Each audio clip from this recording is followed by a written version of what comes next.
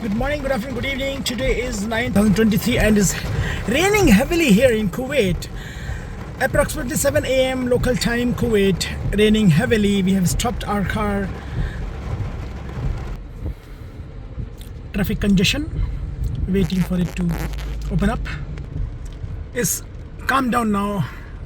Drizzling now. But traffic for the U-turn after heavy rain, but now it's only drizzling. Rain stops but huge traffic.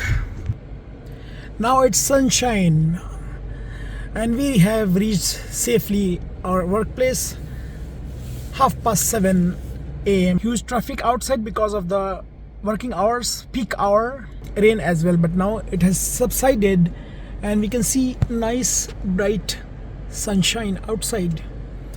Nice breeze outside as well. Our workplace, a nice breeze.